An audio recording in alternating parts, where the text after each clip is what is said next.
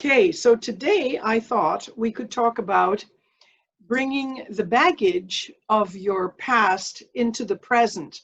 And obviously, the baggage has a lot of old energy, and it is that old energy that you need to get rid of in order to be able to live a whole kind of other new energy and energy that you can use to co-create, to help bring up the global energy in ways that we've been discussing over all these meetings. And so you can't do that unless you have cleaned up your own energy. So you can think about it like this. Uh, let's say we're all little kids and it's bath time. So, and let's say I already had my bath because I'm nice and clean and, I didn't really make the water dirty. But let's say you guys have just come in from playing outside and you went into mud puddles and who knows what else, and you want to get into the bathtub with me. Well, obviously the water is going to get dirtier, right? Because you're coming in with all the dirt accumulated from the day of playing. And I, who am already in the bathtub in relatively clean water, I'm going to probably get affected in some fashion, or I'm going to have to be very careful about not letting this affect me. And so you can compare that with the energy I'm talking about regarding the energy from your past, from things that have happened to you over the course of your life. If that is not cleaned up, as in the dirt accumulated from playing over the course of a day, is not cleaned up prior to getting into the bath water, well, then of course the bath water is going to get dirty, and that's fine. Getting into the bath water is a little bit like the process I'm suggesting you do with regards to all of that which you have accumulated over the course of your life. And you may have already worked on a lot of it and cleaned up a lot of it. So today's meeting is a little bit about you thinking which parts are actually cleaned up and which parts perhaps need more looking at. So, we all have a past. Something happened to all of us, whether, maybe we weren't abused as children, maybe we weren't abandoned, maybe we weren't neglected. Maybe that part of our life was pretty good. But it could be that we felt we weren't loved as much as we could have been, or that they loved, older brother, younger sister more than they loved me or loved me. And so, of course, that will have caused some kind of baggage, negative baggage, like the one we're talking about. Or we may have felt that our parents or our caregivers could have been instrumental in making our lives better in some way. When people come to see me about XYZ problem, frequently there is some of this expressed. So it's not that they had terrible childhoods, but there is a tone of something that lingers with regards to what happened with their childhood.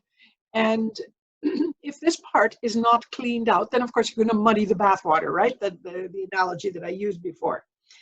And well, most people probably know what it is that is in their own baggage. If you recall the last time you met somebody that you then began to date that you really liked, and try and remember some of the things you wound up telling this person about your own life. You would have told the person, facts like I was born in such and such a country and I am the eldest, youngest, middle, whatever child of a bunch of siblings. But you probably also told that person some of the things that happened to you that were important from your point of view when you were a child, or you may tell that person some of your past relationships, a few details about past relationships. And typically The things that you tell somebody like that are often the ones that give you very important information about what is still being carried by you as baggage that causes you to, as I say, muddy the water.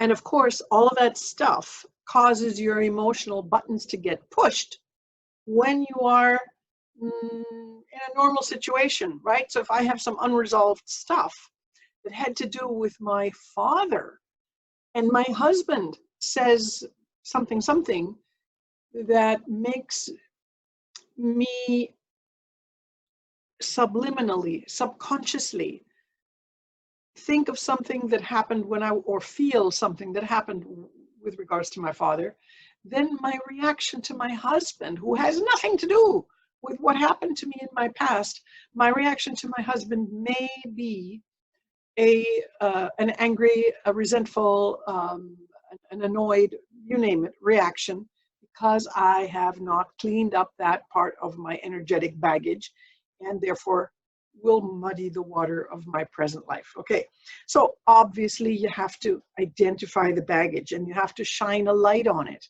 And by shining a light on it, it's not enough. And we'll look at the identification process in a minute, but by shining a light on it, it's not enough to only look at what happened and how it affects you. You've also, at least this is an important part of the peripheral aspect, if you like, of cleaning up the baggage and the energy. You also have to look at what might have caused the people who treated you in this way to do it. And you're not doing this to excuse them or condone them. You're doing it to better understand. And this is often the beginning of compassion, And I repeat, it is not about condoning or excusing or saying, oh, well, It's about understanding, and it is about beginning the process of compassion, which we talked a lot about last time. So you've also got to look at your own part in it. I mean, if you were a little child, you don't have your own part in it, right? You are simply, let's say, at the mercy of the adult. But as you grow a little older, and of course, even the bits that happened when you were a child, you have to look at how much am I perpetuating the memory of that which happened to me, and therefore the negative energy and how this negative baggage is affecting me in my present life by thinking about it, going on and on about it. We all know people who will talk to us about something that happened 25 years ago, 45 years ago, yesterday. It doesn't really matter if it's so close in time, such as yesterday. Remember one day we talked about, I said, as you learn to deal with challenges, you typically will learn how to get over them much more quickly. A challenge that might have taken you 14 years way back when, now might take you days, hours. Why? Because A, you have learned to deal with challenges, and B, you have grown to love yourself and in healthier ways, and C, your self-dialogue has become self-regulatory, yes, that brings you into emotional maturity. And so, of course, you don't need all that time to get over something. So that's why I say, sometimes people who tell you or go on and on about something that happened in their past life, in their earlier life, are people that may mention something from yesterday or something from 30 years ago. But even the yesterday thing, if they had really been already working on cleaning up their past and their energy, this would be, and their baggage, this would be something that might already be laid to rest. Yes? It's not that you're not supposed to ever say anything. I will sometimes tell people stuff about my past, but it's not to cogitate and ruminate about it, but to tell a story that may explain how I moved on from there, or how that changed me, or something, or what I understood thanks to it. Okay, so it's a story as opposed to a tale of woe. Okay. All right. So in your identification process, you've got to make kind of a life review. And I've often suggested making a life review where you write things down on paper for every year of your life, which is such a good thing to do it, but I know very, very few people bother. I can only recommend it. And if you're interested, I'm happy to send you more details about how to do it. But anyway, you can do a life review just thinking about, first of all, think about your parents. What happened there? Was there anything at all? Think about your relationship partners. Some people have remained with the same partner most of their life. Some have not. Some have had multiple relationship partners. So, these are all things to consider. Do I have baggage from that? And if I do, what am I doing about that baggage? Am I keeping it there inside the suitcase, to look at every so often and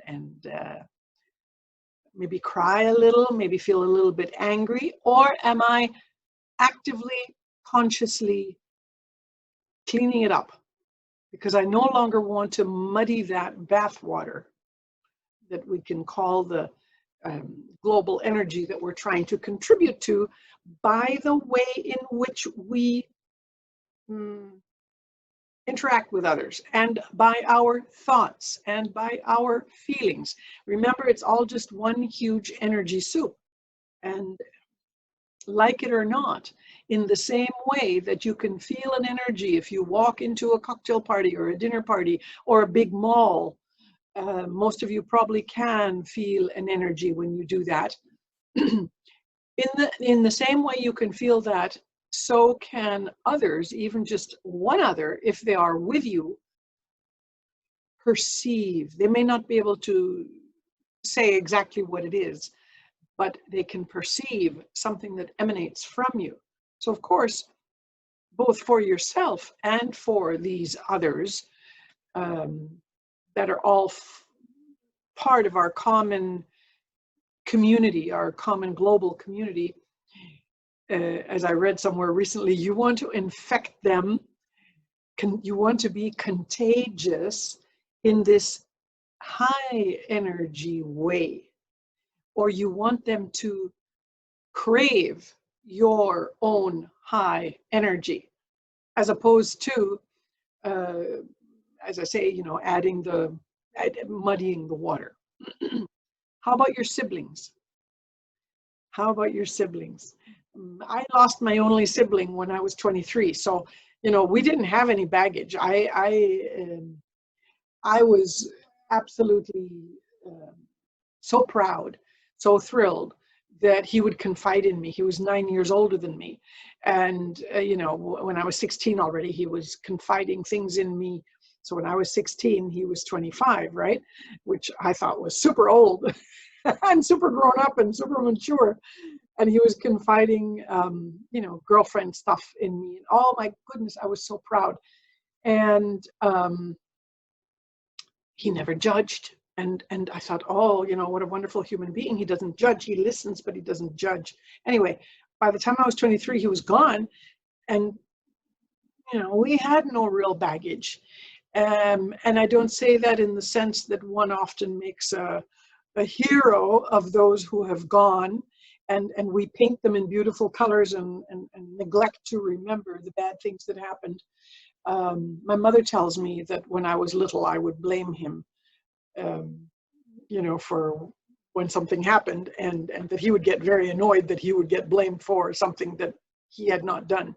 But apart from that, which I have no memory of, there was no baggage. But I know we all have, most people have baggage with a sibling or two, maybe not with all of them, but that's an important thing to look at. I had a client the other day. This wasn't about a sibling. This was about a parent. And there was very little relationship with this particular parent because the parents had divorced when my client was quite young, and this particular parent wasn't around a lot.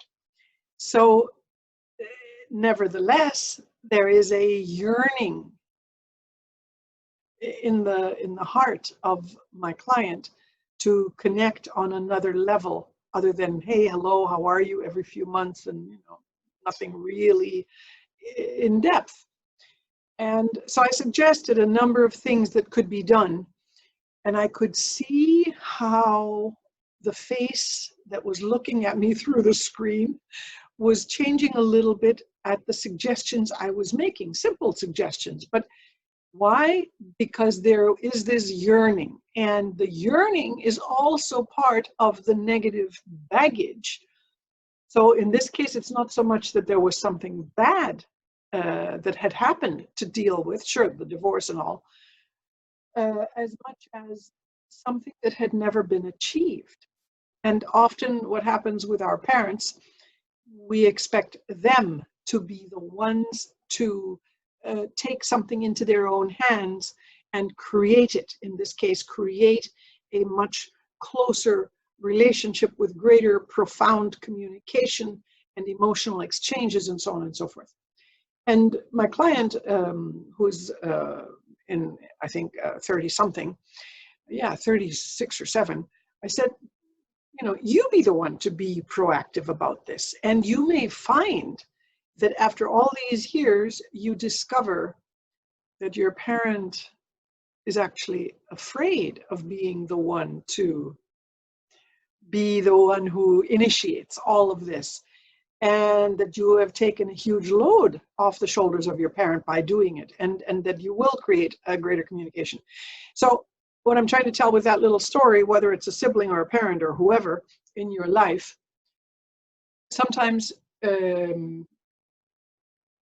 cleaning up that muddy bathwater requires that you become proactive in seeking something that you desire in the relationship and that has never happened. But that which has never happened is the part that is the baggage. And if you try and fail, at least you've tried. And you will probably feel about it differently than if you had never tried. Then, of course, you have other family members, you have siblings, you have friends. Friends are very important in some of the baggage we carry around. And sometimes friendships last forever and are marvelous, and sometimes friendships last for a season. There's that wonderful poem and song, which of course I can't remember right now, but that refers to people also sometimes lasting for a season. And during that season, they are so important in your life, whether that season is a few years or decades or just a few months. And then something happens and the friendship goes. And not because somebody dies, but because it's just not there anymore. And you may need to deal with that kind of baggage. Work colleagues, bosses, business partners, neighbors. All of these, of course, rank on a slightly lower level, if you like, than all the very personal relationships. But nevertheless, it sometimes happens that things rankle, rankle. They bother you. They're like how if you get a little, goodness, what's the name of that in English? Espinilla under your finger, a thorn, something like that, under the skin of your finger, and it hurts, even though it's such a tiny little thing, until you get it out. Well, things can rankle in that way with people with whom you have much less of a relationship. And how many times have I heard stories about neighbors? Oh my goodness. And they are creating a lot of muddy water, a lot of negative energy and baggage for the person who's telling me the story. So these are things to clean up, because remember, all we've talked about over the course of these, roughly 30 meetings that we've had, all we've talked about had to do with at some point, keeping your own energy high. You cannot keep your own energy high or bring it into a higher octave if you haven't cleaned up that kind of stuff in your life. Or if you ignore it, don't think about it, and then of course when you pass that neighbor or run into that colleague or that business partner that cheated you or whatever the situation was, or of course received a phone call from your mother, your father, your sibling, and now you are once again confronted with your feelings about it. So you can't just ignore. You do need to deal with things. Maybe you can just, write a letter. Especially if it's somebody who is now distant in your life, but where there is still something left, there is still baggage. Get rid of it. Write a letter to that person. Don't send it, just write it. Put it in a drawer. Look at it again in a few weeks and see if anything has changed. Typically, by doing that kind of a thing, I know many of you are familiar with this technique, by doing that kind of a thing, you will remove a good portion of the negative energy associated with that human being. In many instances, like I said earlier, learning compassion, and we talked about compassion last time, is part and parcel of you moving forward in as much as cleaning up the negative energy. Compassion, that which bothers you about another, whoever the other is, allows you to look at them with kinder eyes. So the person isn't any better, nicer, if that is the issue, than they were yesterday. But the more you look at them with compassion in your mind, you don't have to look at them physically, the easier it becomes for you. And it's all a learning process. And, I said last time, it's not easy, but it's worthwhile. What about, think of major calamities that happen to people. They also can leave a lot of negative baggage. For example, war. Many people, definitely my age and less, unless you happen to have participated in things like the Vietnam War, or you were sent to Iraq, Afghanistan. That's mainly all American. But war is not something most of us have experienced. But of course, we've all known, or probably all known, people who have, even if they're now dead, in our families, or stories in our families. And, I know in my case, every single member of my family that was born before me experienced war. And I heard so much from them all, except my brother. He was too little when the war broke out. But it makes you realize how much there is there. It could be trauma, right? It doesn't have to be something specific with another person, but the trauma of war, the trauma of losing everything you have, the trauma of being a refugee, the trauma of the bombs, etc., etc. So that's one kind of thing. What about acts of nature? Earthquakes. I've known people on the West Coast here in the US, in California, but I've also known people in a little village in Spain where there has been an earthquake and boom, the house is gone. Now, that is also a traumatic situation that for some people remains. And it remains maybe not as PTSD, but as a terrible shock, a terrible trauma that they continue to grieve, or even if, they got the insurance and the payout and so on, but they continue to grieve for other reasons, or maybe somebody, you know, I remember there was an earthquake in Mexico City, and someone I was very close to lost an entire branch of the family because one of the buildings that went in there was an apartment where this, you know, there were cousins and the parents of the cousins, the aunt and uncle, boom, gone in one fell swoop. And of course, all those kinds of things also leave baggage. It all depends on how you look at it. And here we come a little bit into the thing that Carolyn Miss talks about with wounds and people who won't heal because they don't want to leave their wounds behind, whatever those wounds may be, because those wounds have become part of the identity. You know, again, what I mentioned earlier, when you hear people tell you things that happened to them 25, 35 years ago, and they're still talking about this, those are clearly wounds that they don't want to leave behind because this is their identity. This is how they are able to understand themselves and how they live their lives. And you know, if you confront them with the fact that they need to let go of this in order to move forward with their lives, they may become very, very upset with you.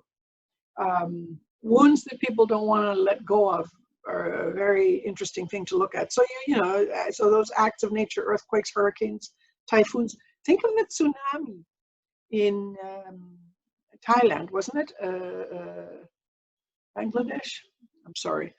I can't remember. The tsunami that we may have all seen the movie with Naomi Watts, where she portrays a woman who was swept under and separated from her husband and separated from one or two of her children and managed to hang on to one of her children and broke her leg, and I don't remember all what. And at the very end, all was well, because it's a true story. The entire family managed to survive and find each other in the midst of all this chaos that happened there, but it took months. So given that that was a true story, even though it was a Western woman and not a woman from the country in question, it nevertheless shows us the fortitude of the human spirit, or not, you know.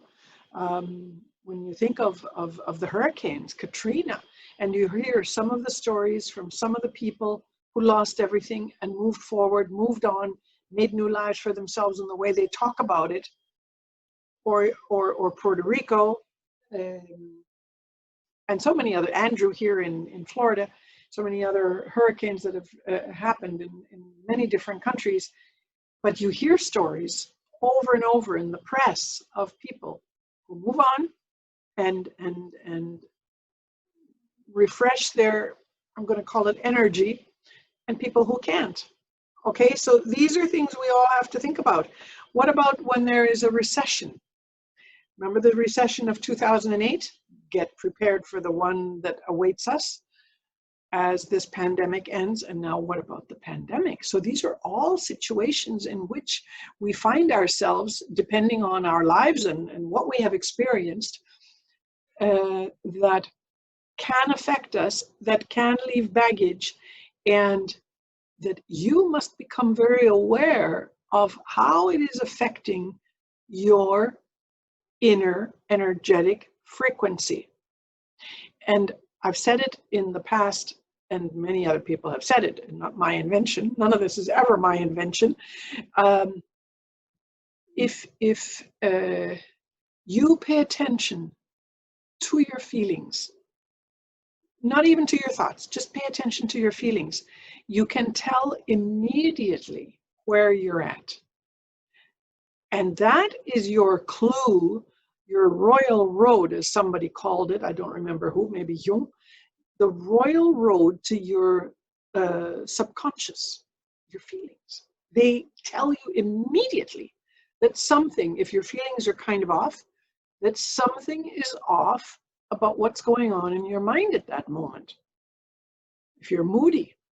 So use your feelings as a barometer if you don't know how to do any of the rest of it. Your feelings betray you. They tell you something is going on. Use them as a red flag. There's so many other things you can use as red flags that we have discussed.